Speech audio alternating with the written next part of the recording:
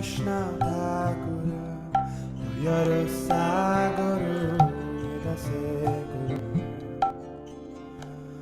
O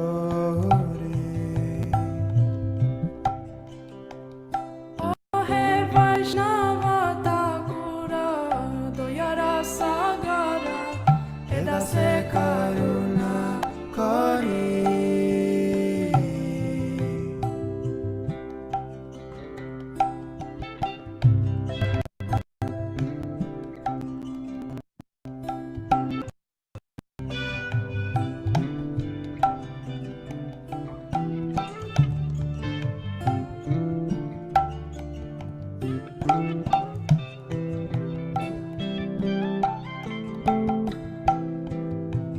Pada Chaya Sodohe Amaya Diya Pada Chaya Sadaya Maya Diya Pada Chaya Sodohe Amaya Tomara Charana Dhore Tomara Charana Dhore Chaya Vega Domi Chaya Dosha Shodhi Chaya Guna Deho Dase Chaya Vega Domi Chaya Dosha Sodhi Chaya Guna Deho Dase Chaya Guna Deho Dase Chaya Satsanga Deho He Amare Chaya Satsanga Deho He Amare Chaya Satsanga Deho He Amare Shechi Sangero Ashe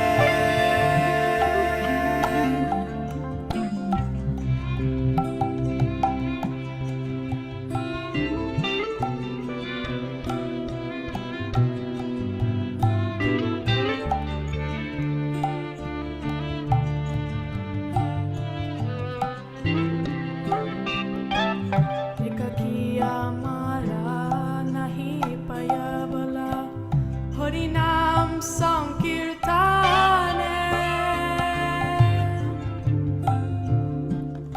Ekakiya Mara Nahi Paya Bala Harinam Sankirtane Harinam Sankirtane Tumi kripa kore Shadavindu diya Tumi kripa kore Shadavindu diya Tumi kripa kore Shadavindu diya Deho Krishna Namadane Hare Krishna Krishna Krishna Hare Hare Hare Rama Rama Rama Hare Hare Hare Krishna Krishna Krishna Krishna Hare Hare Hare Rama Rama Rama Hare Hare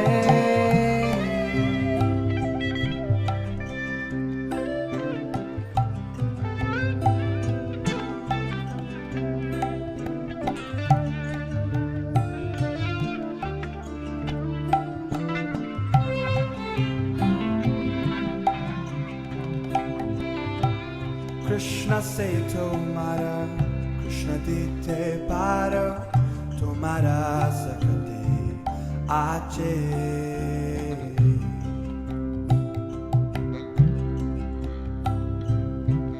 Krishna se Tomara Krishna dite paro Tomara Shakati Ache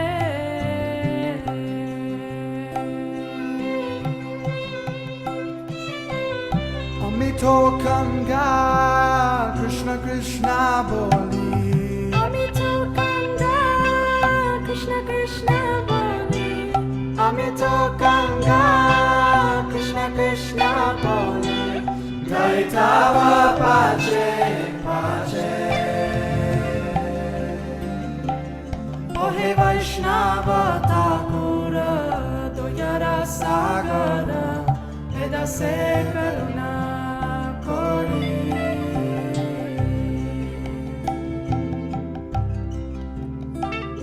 Ohe Vaishnava Thakura, Doyara Sagara, Edase Karuna Kori. Ohe Vaishnava Thakura, Ohe Vaishnava Sagara, Edase Sagara, Vaishnava Thakura, Doyara Sagara, Ohe Vaishnava Thakura, Doyara Sagara, Edase Karuna Kori. Edase Karuna Kori. Edase Karuna Kori. Edase Karuna Kori.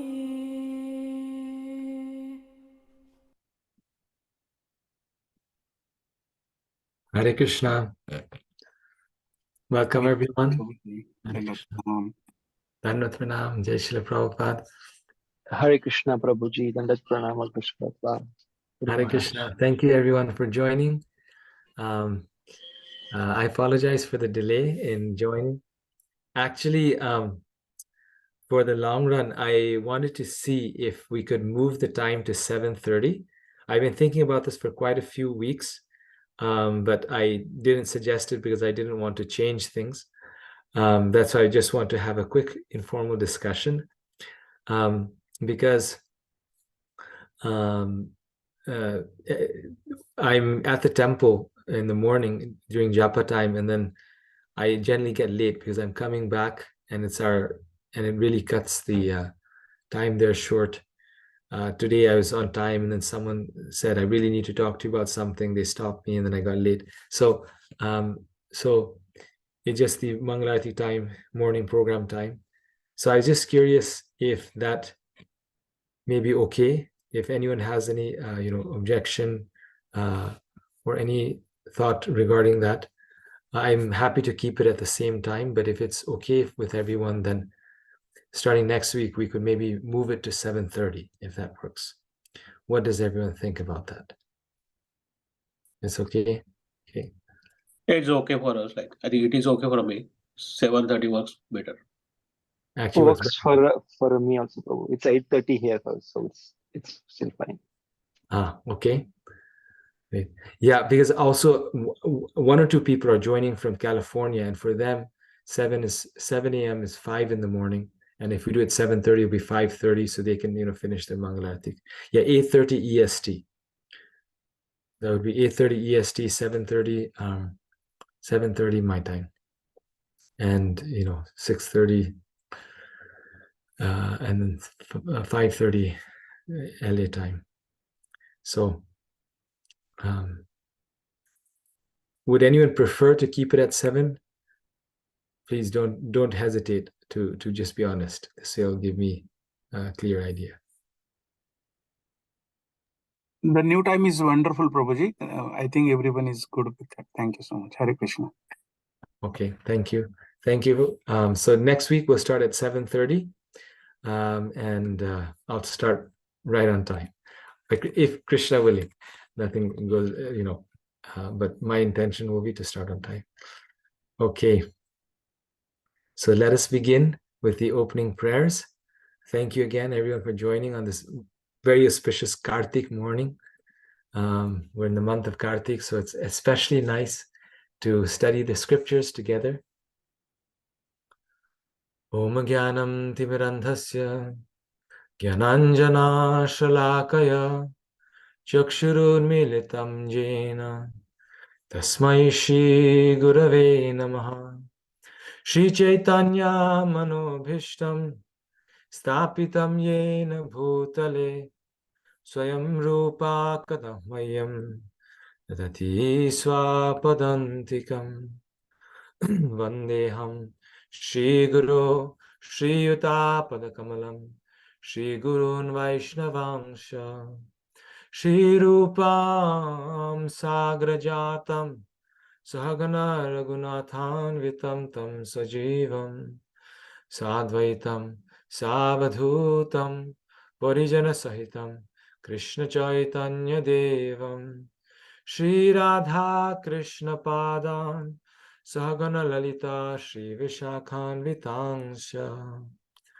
He Krishna Karuna Sindho Dinabandho Jagatpate Gopesha Gopika Kanta Radha Kanta Namostute Tapta Kanchana Gaurangi Radhe Vrindavaneshwari Vrishabhanu Sute Devi Pranamami Hari Priye Vanchakalpa Tarubhyascha Kripa Sindhubhya eva cha Patitanam Pavanebhyo Vaishnavebhyo Namo Namaha Shri Krishna Chaitanya Prabhu Nityananda Shri Advaita Gadadhara Shivasadi Gaura Bhaktavinda Hare Krishna Krishna Krishna Hare Hare Hare Rama Rama Rama Hare Hare.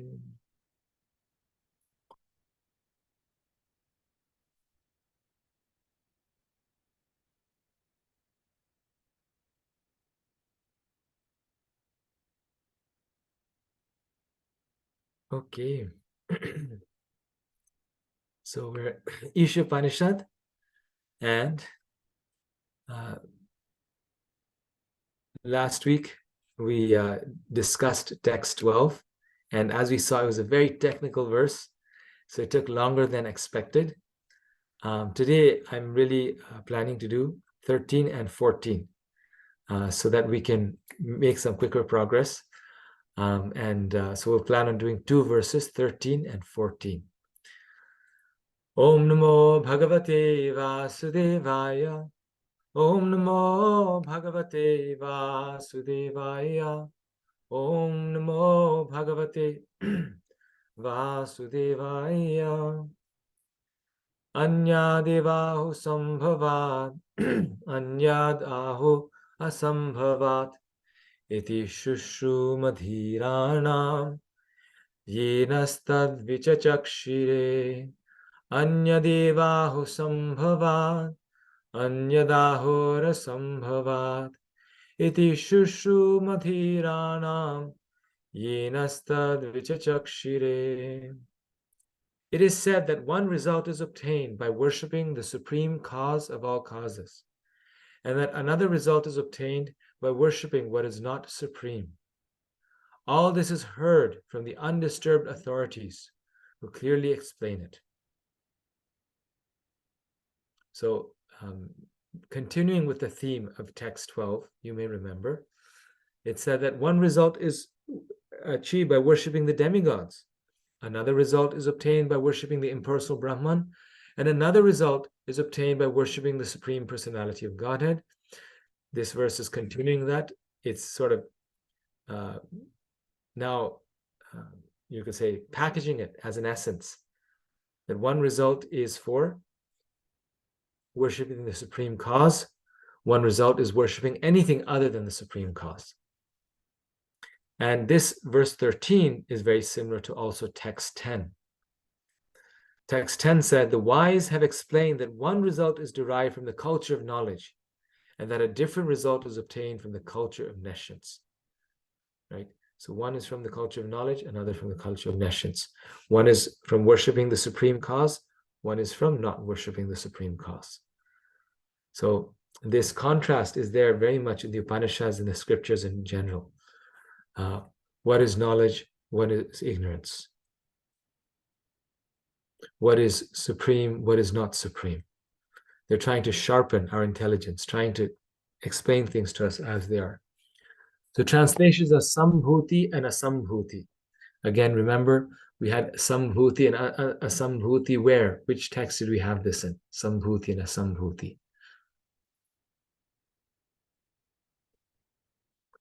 Which text was that? Text 12, Prabhuji. Yes, text 12, just the last text. Very good. So sambhavat, by worshipping the Supreme Lord, the cause of all causes. Again, right? Sambhavat.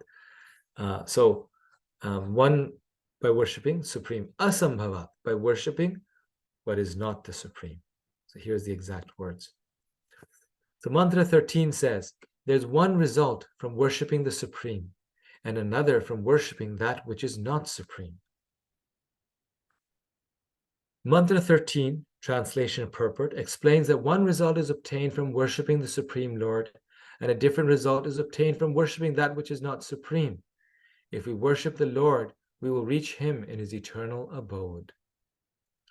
As long as we worship any temporary material personality, either demigod or human being, we will remain in this temporary material world. Thus, those of the highest intelligence worship only Krishna, the Supreme Personality of Godhead. This faith is obtained by hearing submissively from one who has realized the Vedic conclusion.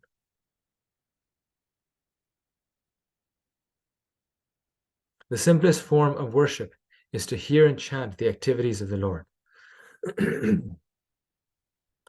By the Lord's mercy, such a devotee becomes free from material attachments and can then obtain the vision of the Lord.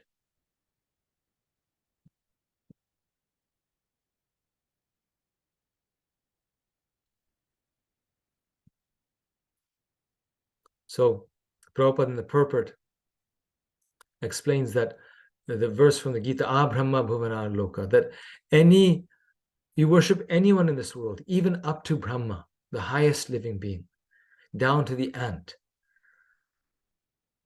You will remain in this material world if you worship anyone except for the Supreme Personality of Godhead as the Supreme Personality of Godhead, Krishna. This is why even the worship of Shiva doesn't liberate us from the material world unless it ultimately leads us to the worship of Vishnu, or unless we worship him as a via medium, as a guru, as a servant of Lord Vishnu. Unless we worship him as a devotee. Because only the worship of Vishnu leads to Vaikuntha. This is a very key point.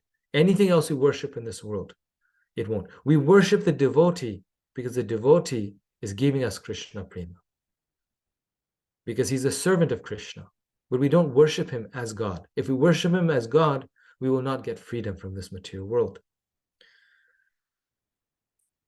Similarly, here it's being said that, then what does it mean to worship? The simplest form of worship is to hear and chant the activities of the Lord. By hearing and chanting, we can become free from material attachments and obtain the vision of the Lord. So this process is very scientific. It begins with Shravanam and Kirtanam. And by Prabhupada is saying this process is so easy. By properly applying that process, we can attain the Lord. And this is a nice verse to meditate on because we're in Kartik. Here in Naperville, and you all are part of it, we shared it on Bhakti Shastri group. We are doing the Kartik challenge, the 30-day Kartik challenge. And it's, Mangal Arati, chanting the holy names, hearing. Prabhupada, in that challenge, we shared how Prabhupada was saying that how by hearing and chanting about the glories of the Lord, everything else in our life becomes successful. And by hearing and by this process of sadhana bhakti, we quickly attain the Lord, and Krishna supplies everything. So the point is that the Lord's mercy is very easily obtained by this process of Shravana Kirtana, and also service to the devotee. Also, by worshiping the devotee, by serving the Lord, offering various practical services to the Lord, beginning with hearing and chanting as our most basic activity. So Prabhupada in those quotes is saying that that's our basic activity. And when we do that, then all the other services we can do very nicely. So when we do our basic activity, then we attain the Lord very quickly. And here in this purport, Prabhupada is saying the same thing. How to discover the absolute truth. There's different destinations. There are many names of God and many paths to Him as well. As paths and names that lead elsewhere, as well as paths and names that lead elsewhere. In a similar way, various airline companies and routes may take a traveler to Tokyo. If we think that we journey on the only plane, or even with the only airline, we deceive ourselves in pride.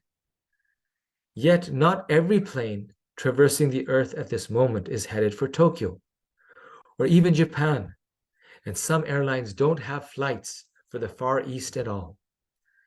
Of the airlines that do go to Tokyo, some have more direct routes, better services, or lower prices. So Krishna says that ultimately everyone is following my path, O Arjuna. So Krishna says this in the Gita, that everyone follows my path. So why is it being said here in the Isopanisad that one destination for those who worship him directly, another who don't worship him, but worship something else? Krishna said everyone's following my path. The reason is because, yes, every path is eventually going to Krishna, but some paths are more direct. Some paths will not take you there unless you know the path, right? So you may go from here to Amsterdam, and then Amsterdam to Germany, and then Germany to France, and then you may go back to America, and then you may go back to France. Eventually, all paths can take you to Tokyo, but you must also know how to traverse the path to reach Tokyo. Similarly, you may be on Krishna's path, but you may be going in the wrong direction. You're going in the opposite direction. So all paths are Krishna's paths because Krishna's created everything. And everyone is progressing in this material world. Everyone is making progress. Even those who are worshiping demigods are making progress. They will go to the planets of the demigods and make advancement. So what is the problem then? Because their advancement is very slow. It's very slow. And the quick advancement is when we elevate ourselves not somewhere in the material world, but to Vaikuntha. That's a faster route, a more direct route. It's a what's the word? Concorde. There's some planes that go super fast. There's a super fast plane with a super direct service, no stops in between, going from Chicago to Delhi on Air India, no stops in between. Of course, the flight may be delayed 4 hours, and then this no stop may not make any difference. But if it goes on time, then you have a direct flight. So, this is how there are so many different paths. Even in our spiritual life, in our devotional life, there are different paths of Krishna consciousness. But certain activities and services lead us closer to Krishna even more quickly. Because Krishna is saying that. It's Krishna's thing. Just like in this world right now, there's so much suffering. There's so much suffering. People like, you see the images from Hamas, Israel war. You see the people, they're just suffering so much. I mean, they lost 5 members of their home. They themselves are starving. Their whole houses were broken down. Their child is under rubble. They find their child, smashed up under pieces of concrete. In Ukraine, half the men in the whole country have died. Russia, so many hundreds of thousands of young men have died. There's so much suffering in this world. And if a devotee helps in preaching Krishna consciousness, then Krishna says, Nacha tasmat manusyeshu. There's no devotee who's more dear to me than that devotee. Are the other devotees who are doing service for Krishna not dear to him? They're also very dear. But the person who takes that most compassionate service, the most, also you could say, risky service, and goes and preaches Krishna consciousness to help people, that person is most dear, because that's a more direct route to Krishna, a quicker route, because Krishna is saying. Of course, anyone who's serving in this movement is serving part of Krishna's preaching movement, Prabhupada's preaching movement. So when we clean the floors in the temple, when we offer flowers to the Lord, when we decorate the Lord, if we do it as part of the preaching mission, it's the most glorious thing, because it's helping in that preaching mission. But Prabhupada says, but still the frontline soldiers, they're more, they're taking greater risk. They're doing what others won't do. And that's why it's hard to find good preachers in this movement, because it takes sacrifice, it takes a lot of difficulty. But if, let's say, we are engaged in our personal puja, that's very nice, because if we purify our heart, then we can preach very nicely. But at the same time, that is, Krishna is saying that the person who goes out and preaches is even more dear. I was reading in relation to Kartik, that's, some devotees in our temple were suggesting, well, for Kartik, let's do 32 rounds, a 32-round challenge or this. And we decided not doing that. We said, no, we'll just do 16 rounds, getting up from Mangalarti, the sadhana process that Prabhupada said, which I think is nice, because there's one quote from His Holiness Jayapataka Maharaj, where he goes to Srila Prabhupada and he says that, Srila Prabhupada, it's Kartik, so can I chant 64 rounds every day? Because Kartik time, many devotees in Vrindavan, Mayapur, they do this. They chant 64 rounds every day. And it'll be very good, give spiritual energy to all of us. And Prabhupada responded to him by letter, and he said that if you chant 64 rounds every day, then who will preach Krishna consciousness? Who will preach? Who will go out and liberate the souls who are suffering? So all routes are Krishna's routes.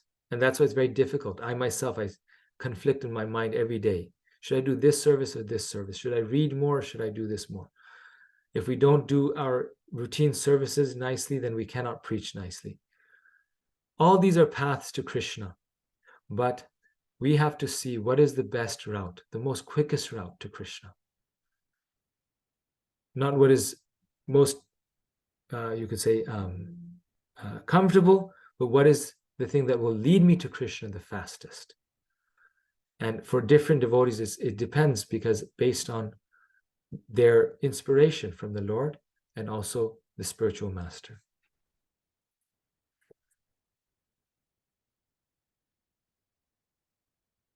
How to discover the absolute truth? Learn the real truth in parampara. The Lord re-established the parampara to Arjun because he was a great devotee and was therefore able to take the responsibility nicely.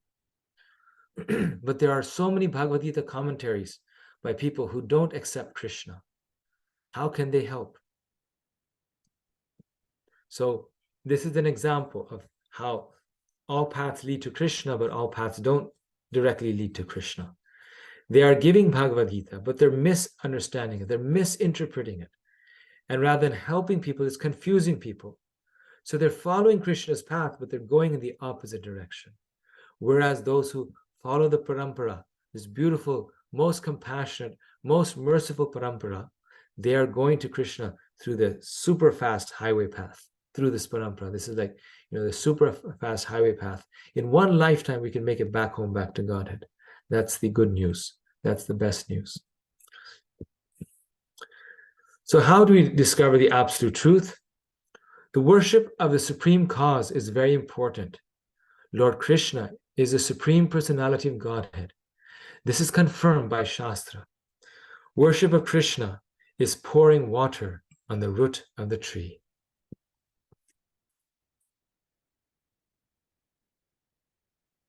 So The worship of the supreme cause is very important, right?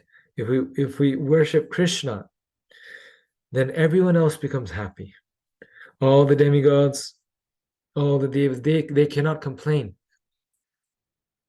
And if they do complain, then Krishna is there to protect us. That is Govardhan Leela. We were just talking about Govardhan Leela yesterday. Then Krishna will lift the hill for 7 days and 7 nights to protect his devotees.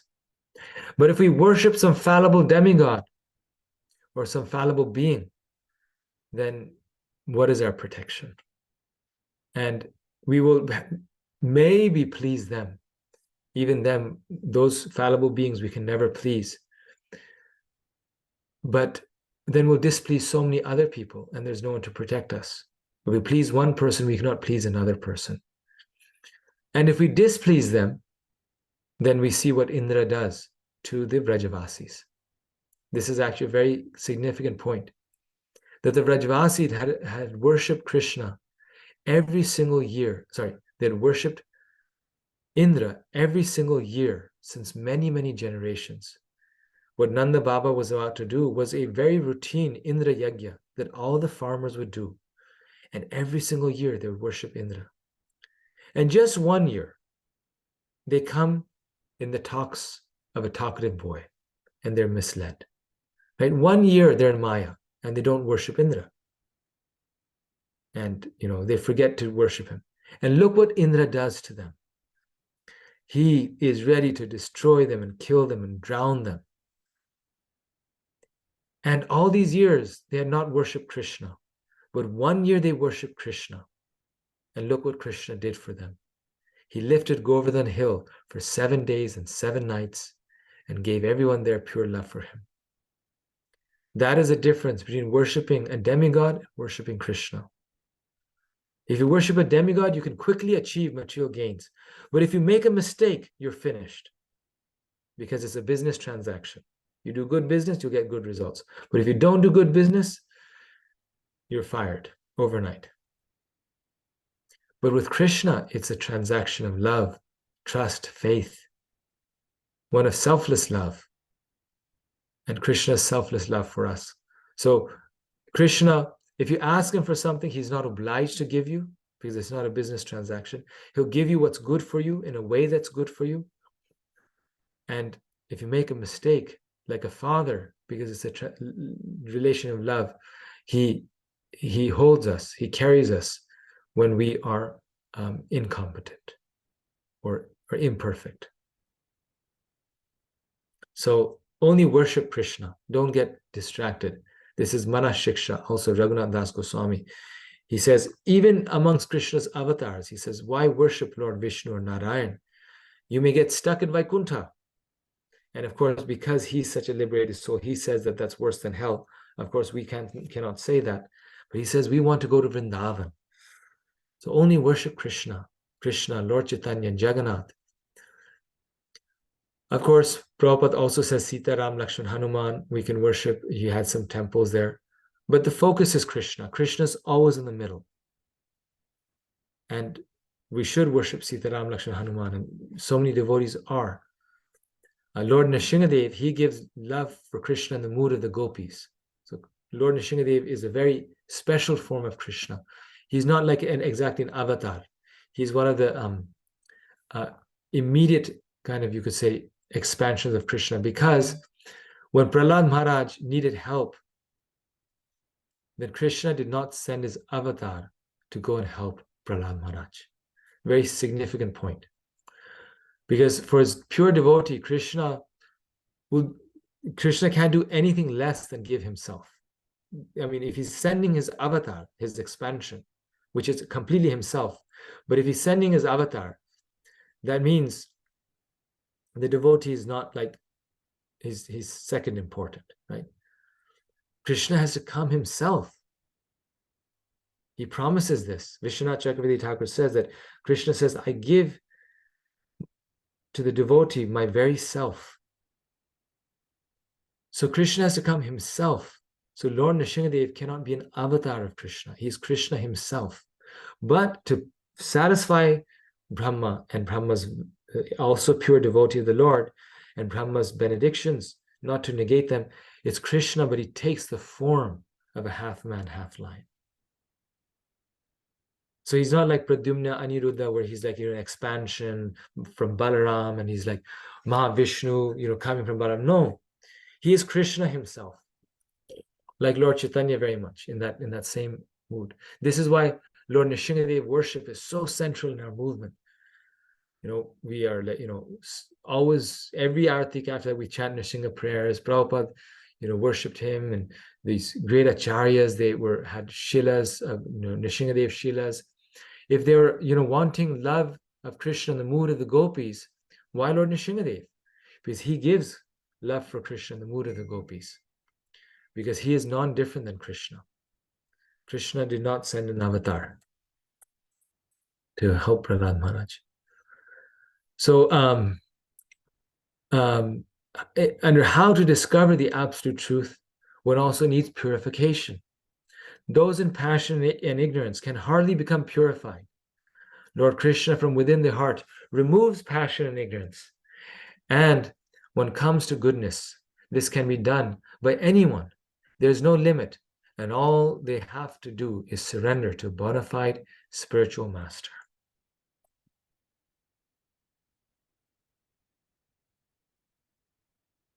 So, it all begins with a surrender to the bona fide spiritual master, and it all ends with that as well, right? A few days ago was the disappearance day of Narottam Das Thakur, and Narottam Das Thakur is the most, amazing acharya. He is, the founder of book distribution. He is the, founder of Padyavali Kirtan. All of us are doing his style of kirtan. He, Lord Chaitanya's love of God entered into his heart. And if we read his story, then for 1 year continuously for 1 year, he cleaned the stool and urine of his spiritual master, Lokanath Goswami. So that story is famous, that Narottam Das Thakur would clean the stool and urine of his spiritual master, and that's how his spiritual master agreed to make him his disciple. But the part that I didn't know, that I learned on that day, is that he did this for 1 year. With his own hands, he would clean his stool and urine. And then finally Lokanath Maharaj is like, Lokanath Goswami is like, who's doing this? And then he hides behind the bushes after he passes, and he catches Narottam Das Thakur doing it. And then he says, what can I do? I have to initiate him. Otherwise, he's going to continue this. It's better to initiate him than let him do this, right? So for 1 year continuously, he does this. And he's one of the gopis, like he's one of the manjaris. I'm forgetting who exactly is, but in Vrindavan. He's with his hands, he's touching the hands of the Lord. And with the same hands, he's cleaning the stool and urine of the spiritual master. And that is the path of purification. Surrender to the bona fide spiritual master. Surrender to the devotee of the Lord. In the Chaitanya Charitamrita, we hear the story of Kalidas, where Kalidas, he was famous, or he was glorified in the Chaitanya Charitamrita because he would go and take the dust from the feet of every devotee in Navadvip. So, when they would go walking outside, people didn't use shoes at that time. They would leave their footprints, and he would take every devotee's dust and put it on his head. And he would go and take the remnants of food of every devotee. This was like his plan, his strategy. So he got the remnants of food from every devotee, but there's one devotee who came from the home of a very low caste family. The caste system was still there at that time, very prominent in Bengal, which is a very aristocratic, Brahminical society. So they had the lower castes, and he was like from this untouchable caste. And so Kalidas, he was a pure devotee of the Lord. He noticed that he's a devotee. It doesn't matter if he's low caste or high caste. But the devotees, due to the social customs, were obliged to follow the caste customs. So the low caste devotees would not associate with Brahmanas or go inside the temples, because the social system was such. You would get lynched, basically. So Kalidas comes from a high-class family, and Jadu Thakur came from a very low-class family. So there's no question that Jadu Thakur could even offer food to Kalidas, host him as his guest. And there's no question that Kalidas, absolutely no question, could take the remnants of Jadu Thakur. He, by custom, he wasn't even qualified to offer him food. The food would be kind of spoiled if he offered it to Kalidas. But Kalidas goes to his home and visits him, takes the dust from outside his home, puts it on his head. And when he goes in, then Jagannathananda asks Kalidas that, why have you come here? He says, I've come here just to have your association. And he glorifies him. And Jadu Thakur says, I'm born in such a low family. I'm such a poor man. I'm nobody. How can I, how can you come to my home? And I'll be so happy if you go to another person's home and take prasadam there, because I'm untouchable. And the devotees, out of their humility, they would say like this, like Rupa Goswami, Sanatana Goswami also speak like this many times in Lord Chaitanya. I am untouchable. But Kalidas has brought a gift for Jadu Thakur, and this is how he would plot to get their remnants. He would take a gift for them, and this was mangoes. He brought some mangoes for him. He said, no, I want to give you these mangoes. So he gives it to Jadu Thakur. And Kalidas would arrive at the devotee's home right before lunch. This is his standard thing. He would go to every day a different devotee's house and disturb them right before lunch and give them a gift of some fruit, some edible. So he gave him the mangoes and then left. So Jadu Thakur, his guest has left, so he sat down to take his lunch. His wife, prepares, gives him the plate, and then also cuts those mangoes that Jadu Thakur has given and gives it to him. And then after he's done, as is, traditional, Jadu Thakur takes his leaf plate, finishes everything completely and takes it and throws it out. Now Kalidas had brought the mangoes, and he would bring mango because he knew that the mango skin you cannot eat. So devotees are very careful. They finish everything because they don't leave any other remnants first for someone else. But he knew that, the skin they cannot eat. So when Jadu Thakur throws it out, then Kalidas goes to that pit where they throw it. It's just, it's kind of like a natural, just earthen pit. They throw their leaf plates there.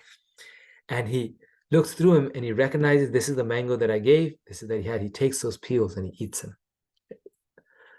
And so like this, he was the last devotee, and he gets his Mahaprasad as well. Soon after, Lord Chaitanya visited the Gundicha temple. I believe it's Gundicha temple where he was visiting. And there, before going in, there's like in Indian temples, it's very amazing. They do this. It's really neat, actually. They have like a stream of water in front of the temple, and it's wide enough that you have to step through it. So people naturally wash their feet as they go. And there's so many crowds. This is like a really fast way of foot bathing, and it cleans their feet so that when they go in the temple, it's not muddy, all these things. So Lord Chaitanya, every day he would go, when he would go, then he would walk through that. Now this is water from the lotus feet of the Lord. So, the devotees would just dive for it. But Lord Chaitanya didn't like it. He was a sannyasi, and a sannyasi should never give his feet, they avoid to people who are not qualified to touch, what to speak of the water. So he had forbidden everyone. But those who were very dear and intimate to the Lord, they would get it by some trick. And when they would get it, then they would enjoy drinking that. And Lord Chaitanya would allow it. Just like the spiritual master doesn't let people touch their feet, but he lets the disciple or a sincere person touch it, because then there's no problem there. It's not, their feet is not a place to unload karma. That's why they don't allow it. Like if an outsider comes who's not practicing, then they're just touching the feet for their own benefit. Let me touch the feet of a sadhu so I can become a rich man. So Lord Chaitanya would allow that. However, it was, they had to do it really quickly. Lord Chaitanya would see but wouldn't say anything, but they had to do it like in a split second, take a little bit and go. But when Kalidas, Lord Chaitanya comes, Kalidas goes, and he's a connoisseur for foot dust and water from the lotus feet of a devotee and all these things. So he does what he does. Lord Chaitanya is there, so you have to do the same thing. The moment Lord Chaitanya steps in that water, he takes 1 palmful of water, drinks it in front of the Lord. The Lord doesn't say anything. Like normally, he would let the devotee, but he would immediately admonish, don't do it. But he doesn't say anything. Kalidas takes another palmful and he drinks it. Lord Chaitanya doesn't say anything. Then he takes a 3rd palmful and drinks it. Lord Chaitanya doesn't say anything. Then he takes a 4th palmful and Lord Chaitanya says, okay, now stop. And Krishnadas Kaviraj Goswami writes that Lord Chaitanya bestowed upon Kalidas that mercy that he did not bestow upon any other devotee, simply because he had faith in the Vaishnavas. Due to his faith in the Vaishnavas, Lord Chaitanya bestowed that mercy upon him that he did on no one else. So that is the means of purification. Particularly the spiritual master, but any Vaishnava. If we serve the Vaishnavas, low caste, we think sometimes, oh, this is a nice Vaishnava, they're my type. They're sophisticated Vaishnavas. They're educated Vaishnavas. But a Vaishnava is a Vaishnava. If we are serving any Vaishnava and we serve nicely, not that we are facilitating one another's sense enjoyment, because not all Vaishnavas are pure devotees, so there can be also a tendency that in serving Vaishnavas I'm facilitating sense enjoyment. No, if we're actually serving the devotees by trying to fulfill the instruction of the spiritual master, by trying to help the devotees be more Krishna conscious, by help them in their basic needs so that they can practice Krishna consciousness, etc., then Krishna becomes so happy, so pleased. Okay, mantra 14. Sambhutim cha vinnasham cha yastad vedo bhayam saha vinashena mrityum tirtva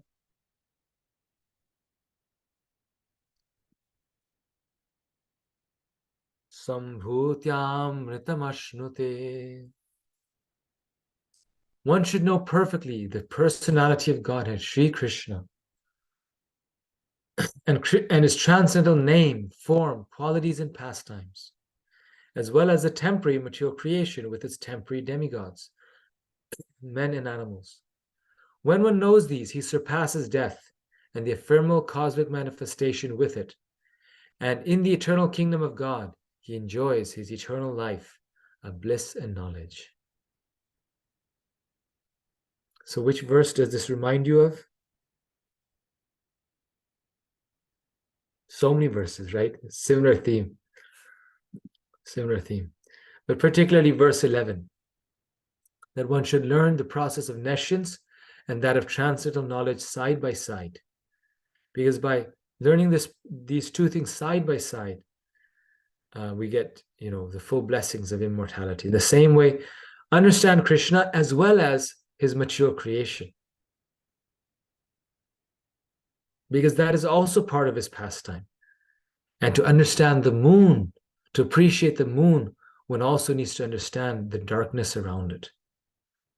To see the moon, one also has to see the darkness around it. In the same way, to understand Krishna's glory and the glory of the spiritual world, one has to see it in the context of the material world and understand what the material world is and what the spiritual world isn't, so that we know the distinction, right? So that we know the distinction. And this is why in the Srimad Bhagavatam, there's the 3rd canto, the 2nd canto, and 3rd canto, the descriptions of Sankhya, which is the breakdown of the elements of this material world. And one may think that in a Purana that's Nigama Kalpatoro or Galitam Phalam, Vivata Bhagavatam Rasamalayam, that in a Bhagavad Purana that's only meant for the Paramhansas and is giving the essence of all knowledge, only knowledge about Krishna, why would there be detailed descriptions of the material world? Why would there be a whole canto dedicated to Sankhya philosophy? Why would the fifth canto have chapters upon chapters describing the hellish planets? So this verse 14 and text 11 is something that we actually put into practice. We don't just say it. Because Prabhupada says, right, we should read the Bhagavatam in full from Canto 1 to 12. Read through it from the beginning. Don't just go to Canto 10. What does that mean? He wants us to understand, but from the vision of the Bhagavatam, understand the temporary material world. We must understand that to appreciate Krishna fully. But not as a scientist, but as a sage. Not from the lens of the lab, but from the lens of the Srimad Bhagavatam. And then if we do that, we can surpass this death. We can surpass the cosmic manifestation, and we can enter the eternal kingdom of God. Okay, so now again in this verse, we find Sambhuti and Asambhuti.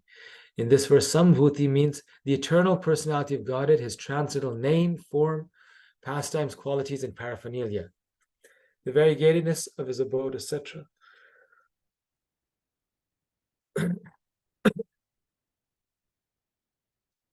Vinasham Asambhutim, the temporary material manifestation of demigods, men, animals, etc., with their false names, fame, etc. So,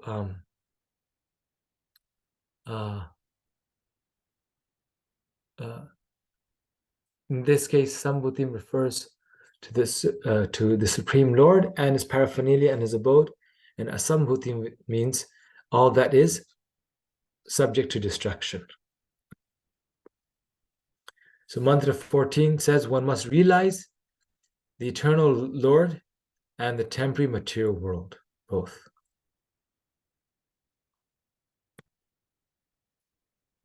The summary of mantra 14. Mantra 14 confirms that when we realize both the eternal, supreme personality of Godhead and the temporary nature of this material world, we will enjoy an eternal life of bliss and knowledge in the kingdom of God.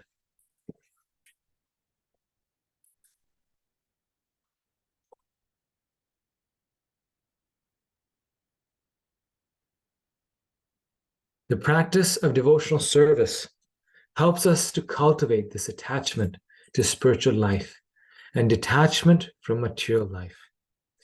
Everyone within this material world is trying to lord it over the material nature. But even such materially pious activities as opening government institutions, schools, hospitals, etc., will only lead us to frustration and death unless we awaken our Krishna consciousness and offer all of our activities to him as devotional service. By such service, we become qualified to enter into the Lord's spiritual abode.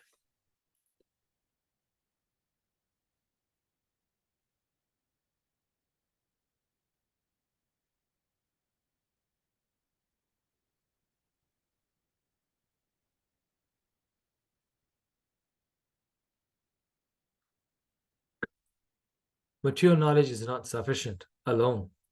To attain perfection, one has to understand clearly Lord Krishna and his name, form, qualities, and pastimes, as well as the material world with its varieties in order to go back to Godhead.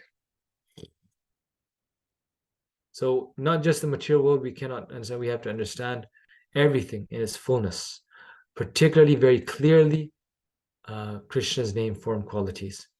Not just understand them, but realize them. Like we understand the name, we hear the name, but we don't realize the name. We have no taste while chanting. We don't actually, the name doesn't reveal itself to us. And so we have to actually ascertain the Lord's name, actually experience it and the bliss of it. Material science has advanced in so many ways, but it is not at all able to deal with the fundamental problems of life. We are forced to accept the 6 stages of life, and there's nothing we can do about it. The length of life makes no real difference. Everyone dies. Material scientists are trying to make this world deathless by material means, and they overlook the Vedas.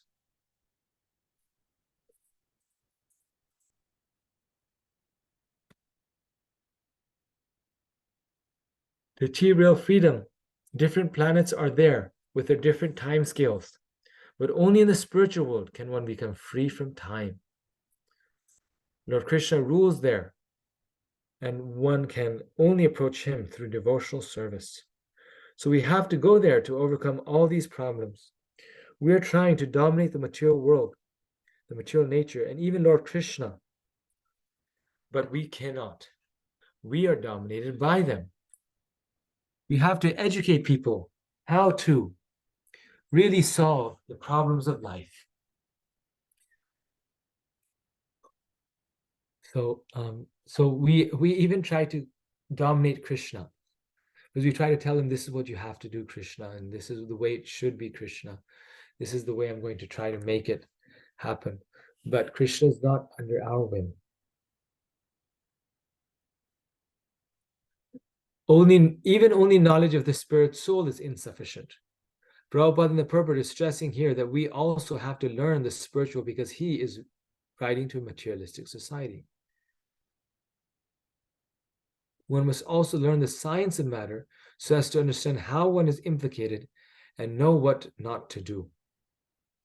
Also, we must use Krishna's energy in his service. It's not just important to understand spirit, but it's important to use Krishna's ultimately spiritual energy in his service. That is the basis for learning mundane subjects in relation to Krishna in such a way as to enhance our Krishna consciousness. We must therefore save ourselves and our fellow man in the right way. There's no question of liking or disliking the truth. It is there. If we want to be saved from repeated birth and death, we must take to the devotional service of the Lord. There can be no compromise, for this is a matter of necessity.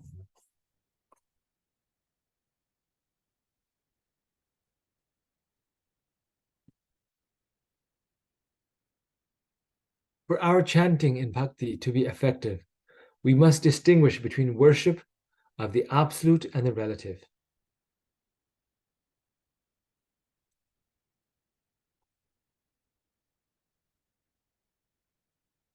While honoring all forms and names of the absolute. Then our chanting of Hare Krishna will quickly bring us to realization of ourself and our sweet relationship with the one who is all attractive, Lord Shri Krishna.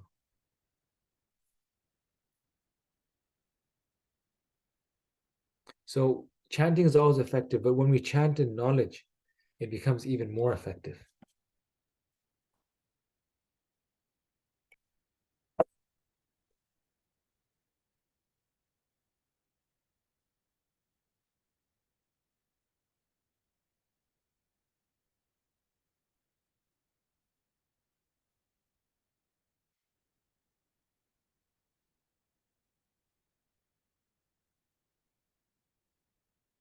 So here's a rhyme.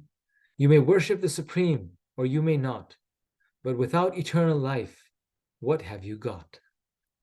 Very nice one. You may worship the Supreme, or you may not. This is kind of the theme of these verses in one rhyme. But without eternal life, what have you got? Srila Prabhupada ki jai. Okay, congratulations on completing this section. We covered 2 verses today, which is really exciting. Going forward, I'm going to do 2 every week so that we can now move through this quickly. So any comments or questions?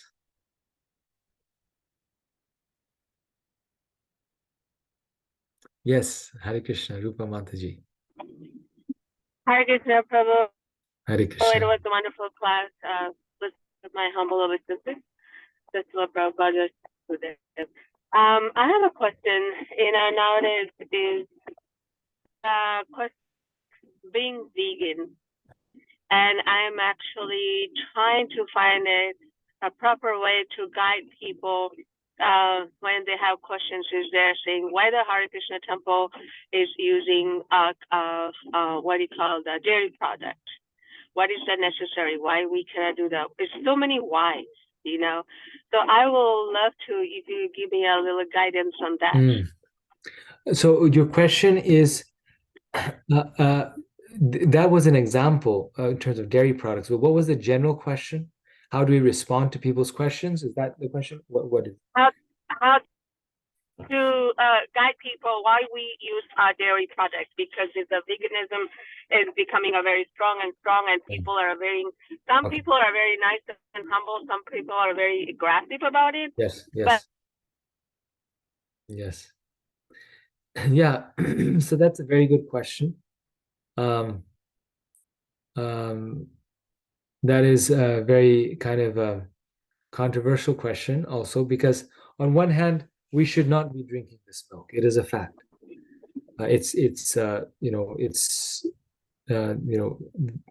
The process of getting that milk, it increases a lot of pain to the cows. It supports the meat industry, etc., etc. However, my understanding is that the reason we need to drink these things is precisely to win the war, so to say, over meat eating. So sometimes to remove a bigger evil, one has to accept a lesser evil. Meaning that the reason why they are mistreating the cows and the reason why drinking that milk is not good is because those cows are seen as objects for slaughter and they're killed, right? And so the real problem is the fact that people are eating meat. The real problem is not that we're drinking milk, but the real problem is that we have these slaughterhouses which are killing millions upon millions of cows, and it's a meat eating. Now, in order to get people off of meat eating, Prabhupada said, the thing that replaces the taste of meat, he says, is ghee, milk, butter. It's the dairy products. So if you want to get the masses off of meat, then you need to give them the dairy so that they lose the taste of meat. If you don't give them the meat or the dairy, some people who are austere and vegans type, they'll get off, but the world will not get off, right?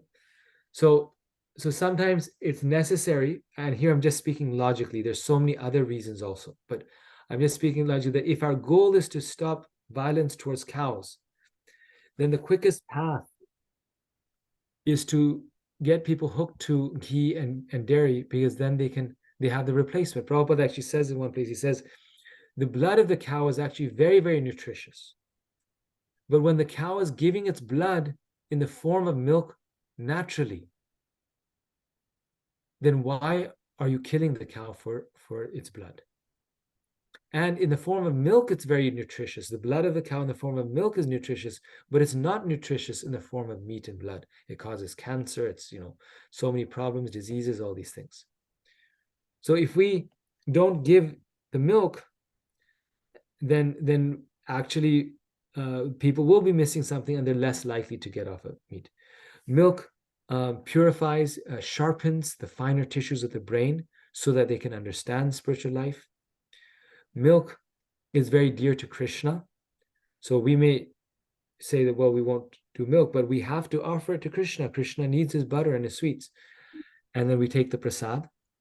But all these have counter arguments, like people say, well, I don't think Krishna would like this type of milk and butter, one that is coming from slaughtering cows.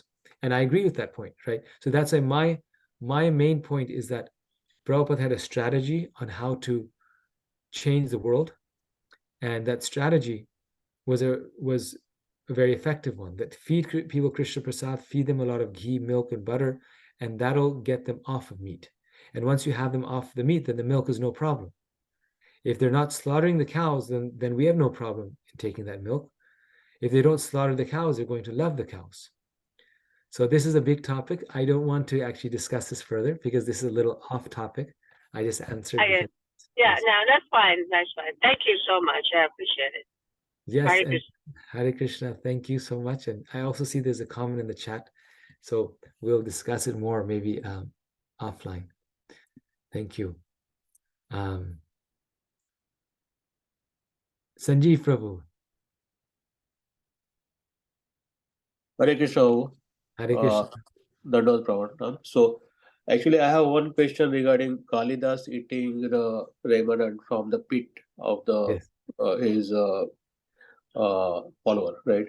Yes. And I also heard similar story about one or more of the Krishna's devotee, who elevated soul, who was like putting a stool on his entire body, right? So this is like a kind of unhygienic thing which is being done by the devotees, and Mm. we are like glorifying that, right? Mhm. In a way. So, what is the significance of such thing which they are doing, which is very unhygienic and is not recommended for anyone, right?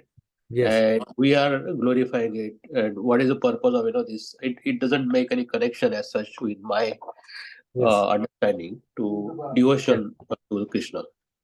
Yes. So there's three things that are very effective for spiritual life, the Shastras say. Three substances that are exceptionally effective for advancement. One is the remnants from the devotees, the other from the devotee of the Lord, the other is the foot dust, putting it on our head, and the third is the water from the feet of a devotee, which we also drink. So, and Narottam Das Thakur, as a service to his spiritual master, he's picking up, the stool and urine of his spiritual master. But rolling in the dust is recommended, but not putting stool on our body. That's not, that's not one of the, you could say, the effective substances. It's the dust, it's the water, and it's the food from the devotee. So we all have to work according to our realization, right? Just like they say that Jagannath Prasad is never bad, and this is a fact that it's never spoiled. But if you have Jagannath Prasad from the Jagannath temple and has fungus on it, right? It's gotten old and it has mold, not what the green stuff on it. I think that's fungus. Then we cannot eat it. But that doesn't mean that the scriptural statement that Jagannath Prasad is never bad is a false statement, because we don't have that realization. Satru Maharaj says this in one place, that we have to act on our level of realization. In the same way, like Kalidas, we don't have the realization that we can go and have the remnants of every devotee. And because we don't have the realization, it will be unhygienic for us, but it's not unhygienic for him. But we do have the realization, for example, to take the remnants of the food of the spiritual master. We all do it. Like I do it, when the guru comes, even in not just the guru, but a god brother of my spiritual master, like a sannyasi spiritual master, very, clearly this person is a great soul. I take their remnants eagerly. We fight for it, right? Because we know that it's pure. It's coming from a great devotee of the Lord. How can it be impure?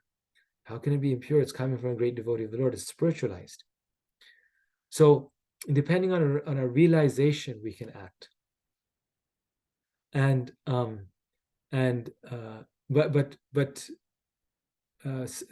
But we must have faith that these three things are very effective. So an example is, I don't have the realization to drink the water from the feet that's washed the feet of a devotee, right?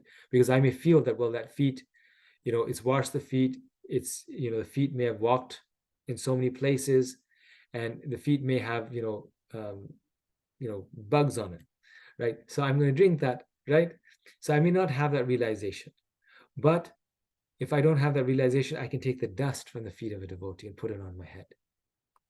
Because that's, when you touch the feet, you take the dust from the feet and you're keeping it on your head. That's okay.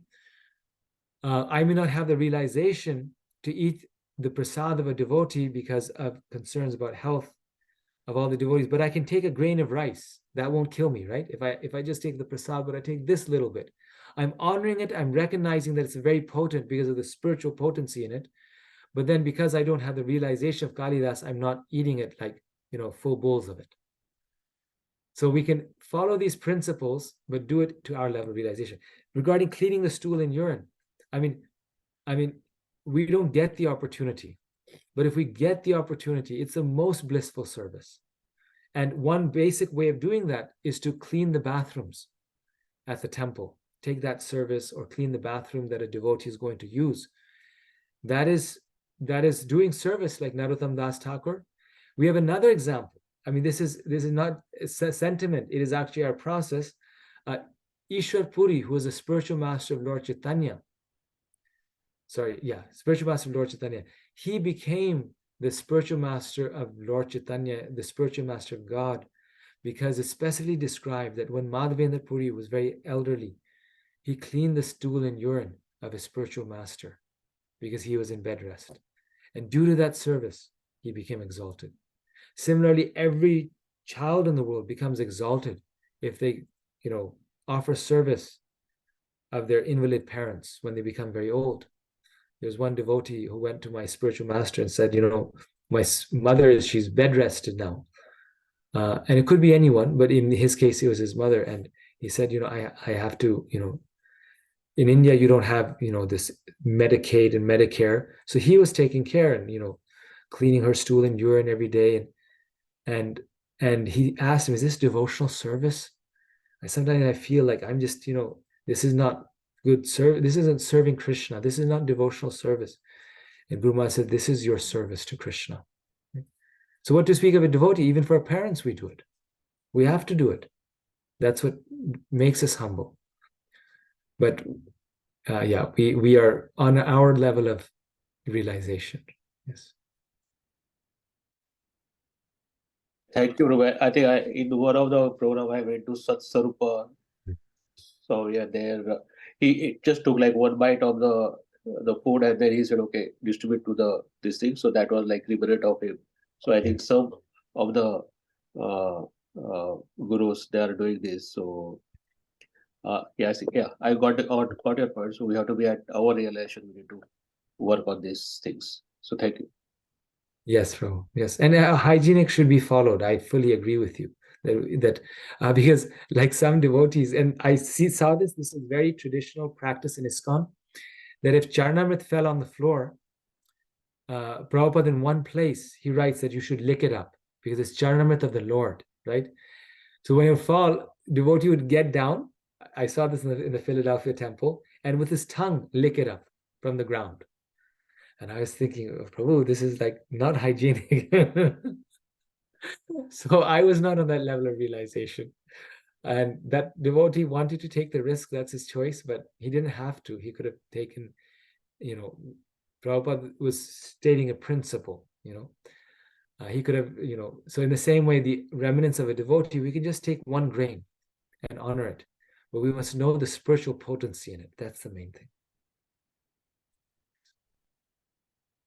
Thank you. Thank you. Thank you, Prabhu. Hare Krishna. Ranjir Prabhu. Yes. Hare Krishna, Gopal Prabhu, all this other Vaishnavas, please have my licenses, all goes to Prabhupada. Please accept. Hey, so I have a couple of questions, but I'll ask one just because it's the most related to this one. So, this class. So in this class and also a class you gave a few weeks ago, you talked about how like the importance of both material and spiritual knowledge. And in this class you touched on how it's important to know the nature of the material world as to not get entangled in it. But then I believe 2 weeks ago you spoke on how there was this one Christian saint who gave his disciples like a pamphlet on like basic skills you need, like how to cut things, how to like make stuff and whatever, just so that you can serve.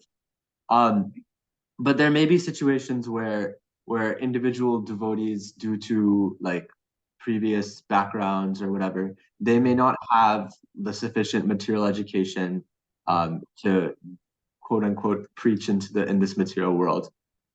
So I guess the question is, where does like the idea that Krishna gives the intelligence, like from Bhagavad Gita, like 10.10, like Krishna will give the intelligence of one is sincere in their sadhana, so that they can perform service. How does that come into play with this idea as well? Like, how much is it our responsibility, and how much will Krishna give even if we don't have the material intelligence? So I think the very nice question. Your question is that that on one hand, we don't need to know really much about this material world. We can focus and dedicate on Krishna and spiritual life. And that makes us more Krishna conscious. On the other hand, in order to preach effectively and serve and answer people's questions, we need to understand things about this world. Like we see that Srila Prabhupada would read the news sometimes. My Guru Maharaj also reads the news, and not just like look at the headlines, like read it for like half an hour. And so what do we do? So as far as like becoming knowledgeable in this world in terms of education and degrees, again, that is similar to actually previous question. That depends on our level of realization. So if someone is fully convinced that in this material there's nothing, I want to dedicate my life to Krishna, be a full-time brahmachari, full-time life, Prabhupada didn't encourage them or ask them to go to college, university, and get degrees. He would say, just join the movement and dedicate your life to Krishna. And I heard this from a very genuine source, like a Prabhupada disciple, guru. But if someone was already halfway through their studies or was not ready for the full surrender, the full life of surrender, he would encourage them that go and do your degree. And he writes, I think it's the Nectar of Devotion or Nectar of Instruction. He says that one can become a scientist for Krishna. The perfection of being a scientist is to, through your science, argue for Krishna's existence, God's existence. So if we are not ready for that 100% dedication of life, we still have material desires, we want a backup plan, we need a job, we need a family, so we have desires ourselves for these things, which is the case for most of us. We have desires. Then the path of purification is the pravritti marg, not giving up everything, but accepting these things and utilizing them in Krishna service. What Augustine was doing, he was actually the head of a monastery, a seminary. So he said, this is what you need to know for proper skills for living here. Here's a pamphlet, A to Z, all the basic skills. And curiosity is evil. Don't try to learn other things and become a big thing. Because so many devotees have also seen they become scholars, they become intellectuals, and they become, absorbed in Maya. They're like, then all of a sudden they're doubting Prabhupada and they're, becoming a great scholar, but have no interest in doing devotional service, very little interest in chanting. I know some people who are not even scholars, they just went to college. And as a result of that education, they're like, they come on Sundays, but they come in a t-shirt and shorts and, Krishna consciousness is cool. And, and I'm also, like you've seen that, right?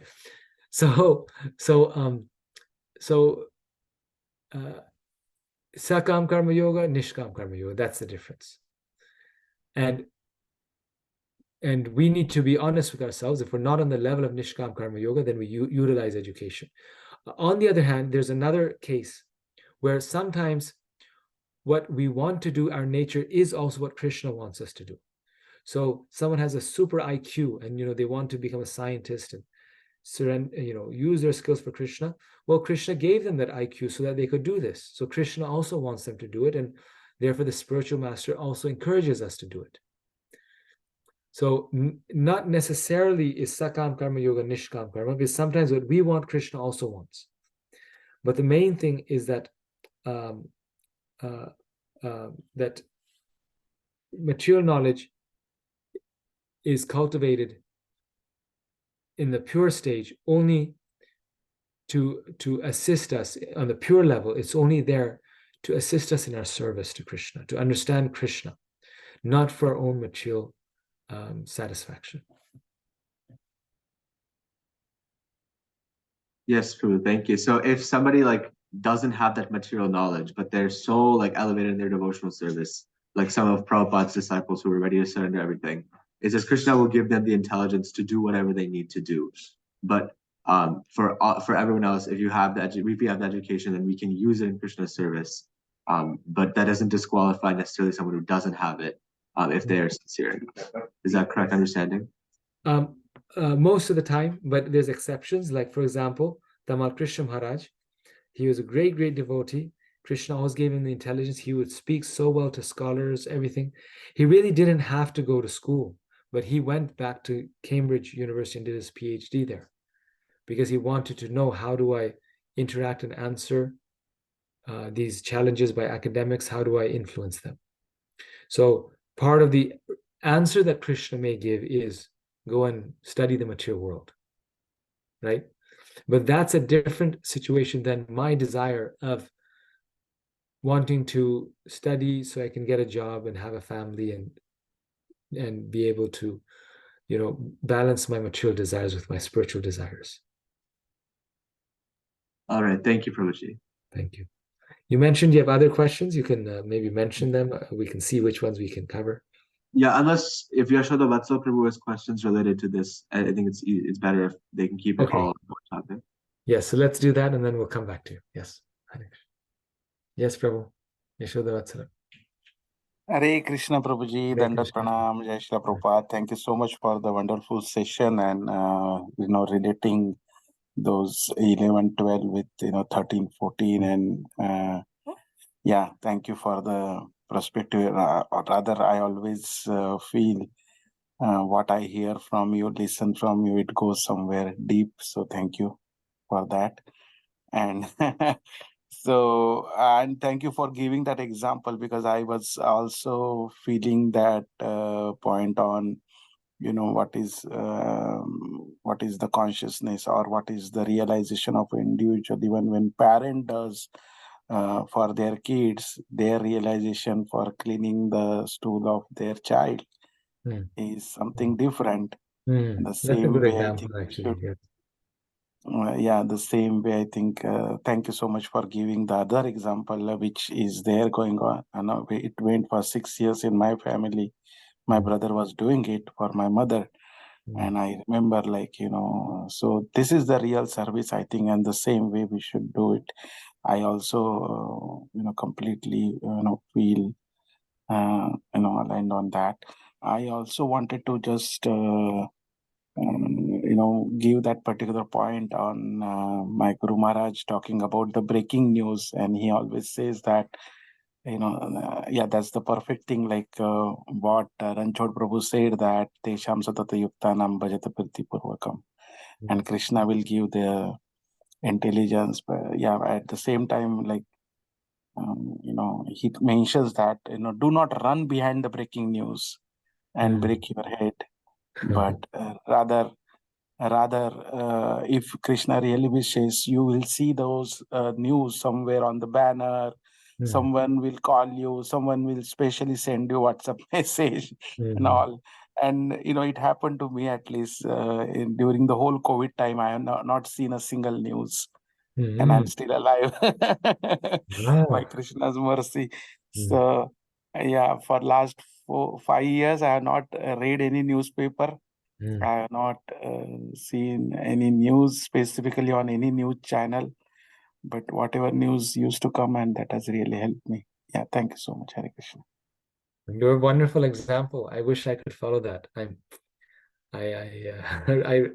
spend about, I would say, 15, 20 minutes at least a day with the news. And it's a weakness I have, actually. Sometimes I really get into it and I and it's actually agitation to some degree. But yeah, to some degree, because I'm a professor, I need to know. Otherwise, the students start asking about it. And we're in a world where there's war going on, and we also may even need to prepare a little bit. Like, if we're not invincible, if the war comes here, how are we prepared? And so yeah, but I know, like, many devotees, they don't care for the news, and that's very wonderful as well. Exemplary. Lakshmi Gandalai Mataji, Prabhu. Hare Krishna Prabhu. Hare Krishna Mataji. I have a question about, how you said, like, there's different paths, like how the plane reaches Tokyo and different paths and everything. So I'm kind of confused about how, like, in the other previous mantras, it was saying, like, if you go into the absolute Brahman, you're forever, like, it's you're condemned to hell, and you don't, so I'm finding confusion is like, then how do they reach Krishna, like those who ask for kaivalyam, like Yes. do they ever? I'm finding confusion there. Yes. Very nice question. So Kaivalya uh,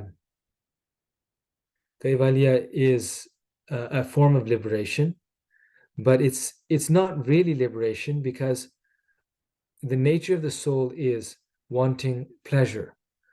So liberation means that, it's eternal. But because there's no pleasure in Kaivalya, eventually the souls need to fall again to this world. They cannot stay there. They cannot stay there. Prabhupada says, the nature of the soul is pleasure seeking. It's too boring. But it may take like millions of years before they come back to this world. And that's why impersonal liberation is so dangerous, because we may be stuck somewhere for a long period of time. I'll give you an example. I was my new job, and when you join a university, you have to join some committees, but it's hard to get into them because people don't know you, and you kind of need to get elected into some committees. So it takes 1 or 2 years. So in the beginning, you just take what you get. And so the position for ombudsperson came up at my university, and no one wanted to take it. I didn't know why. I thought, but it was open, so it was the only one that's open that I took it. And in that position, I figured out why after I took it. Ombudsperson is sort of a conflict resolution person, but the roles were defined such and the situation such that, I guess it's a good thing, shows that the university is doing quite well, but no one uses that service. I mean, it's there, but no one tends to use that service.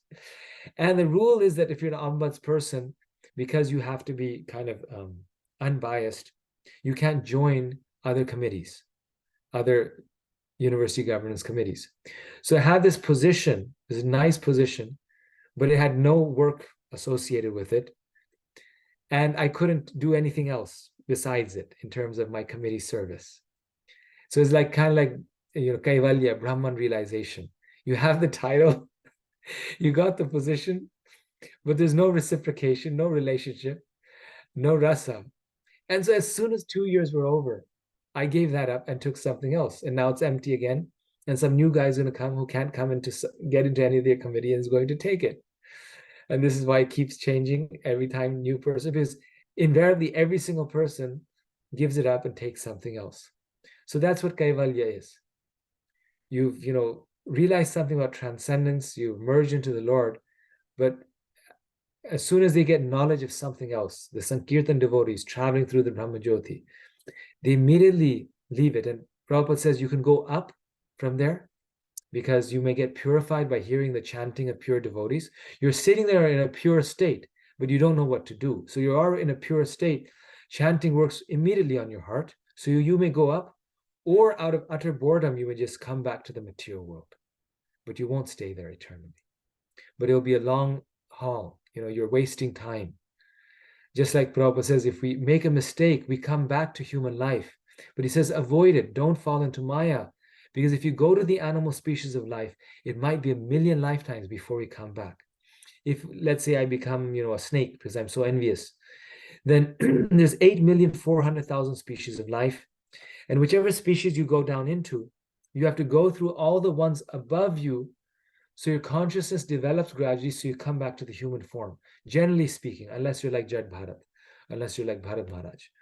Then he was a deer and then immediately a human. So if I become a snake, I may have 1,000,000 lifetimes above me. There's 8,400,000 species, right? So very likely there'll be 1,000,000 lifetimes. And then I'll get the human form of life again. So thank God we aren't a philosophy that believes in an eternal hell. So we always believe in second chances. But we should be clear that our decisions do have consequences. If we waste this human form of life, it might be another 1,000,000 lifetimes before we get the chance again. So Prabhupada says we shouldn't waste it. It's not like, the stakes are very low. I don't make it in this lifetime, I'll just like, next lifetime, just start from where I left off. So let's have some fun. And next lifetime, I'll just take off from where I landed. No, it's not like that. Krishna didn't make it like that. It's a life of responsibility. And the the evidence for this is that Krishna says in the Gita, right, that Neha Vikramanasho asti pratyavayu navidyate swalpamapyasya dharmasya trayate mahato bhayat. That a little advancement on this path may save one from the greatest type of fear. And Prabhupada says in the Purva, what is the greatest type of fear? Is to go into the animal form of life. Going into that cycle, that long journey back here.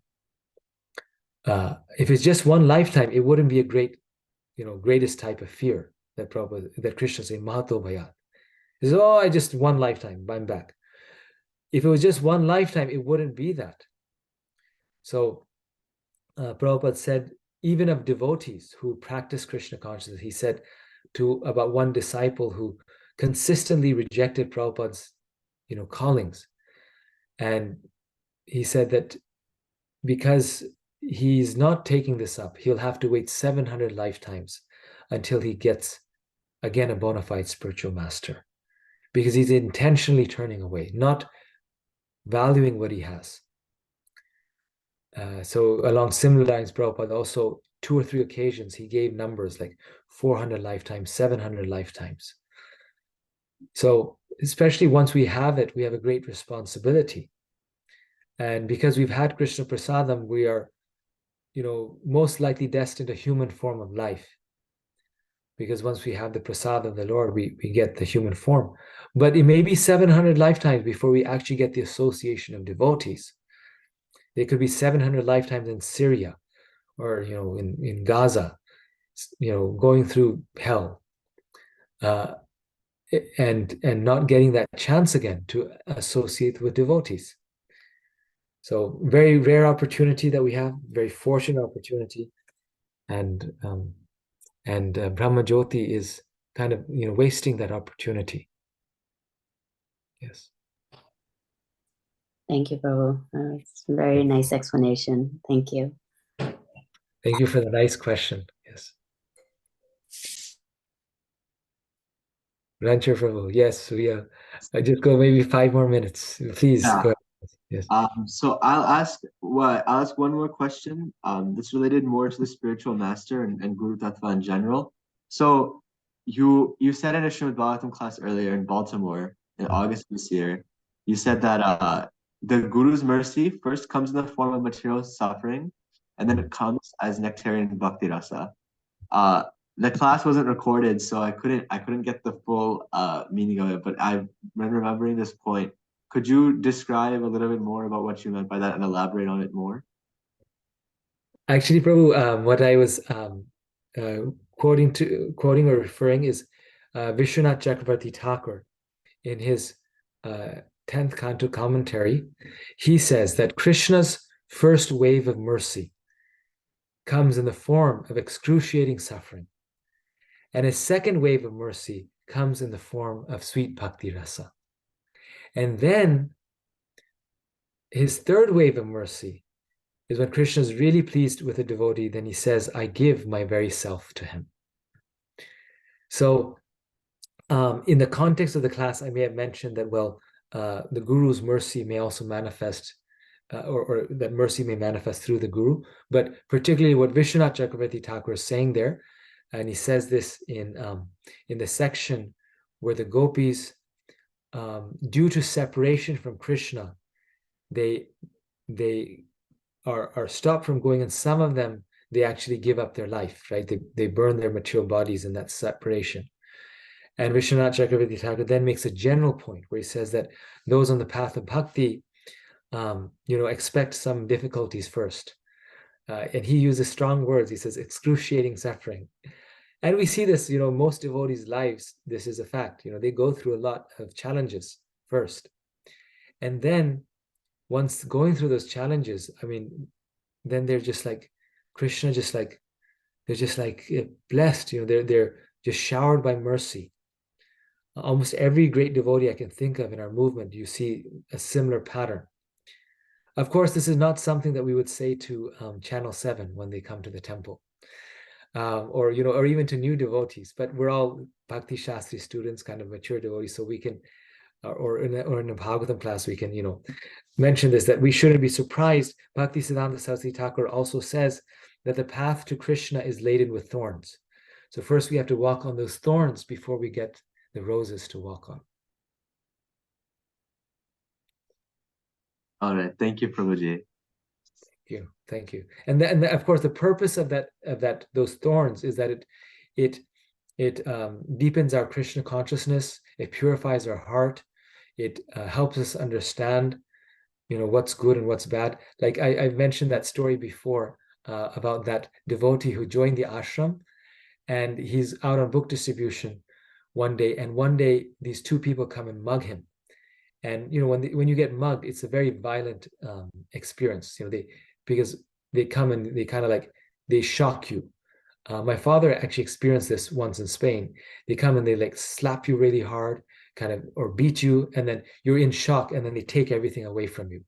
So they mugged him and took his car and went away.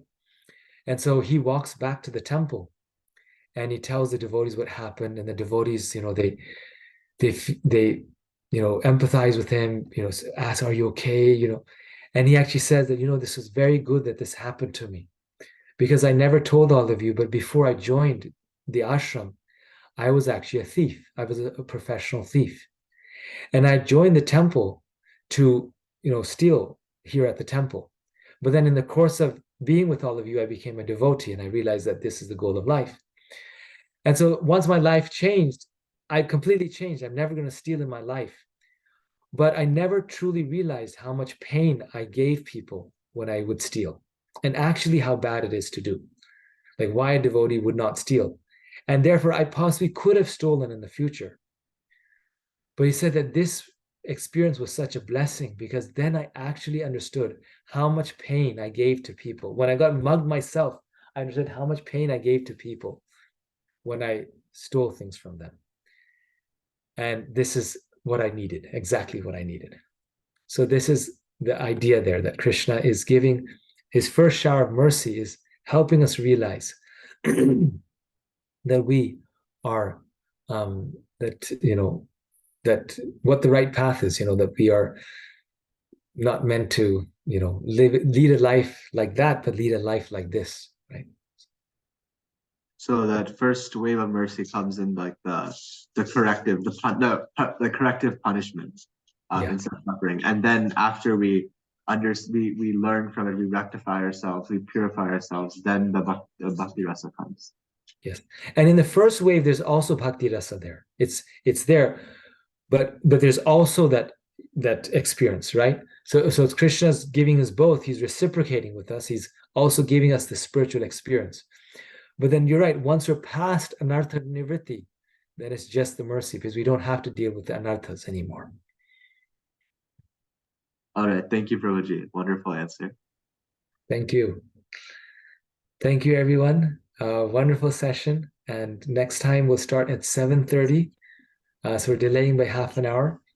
I hope that's the right decision, but I just feel like it's a rush every morning trying to get rounds done, and I miss that chanting time, and I think all of you do as well. So we'll see you next week at 7:30. Hare Krishna.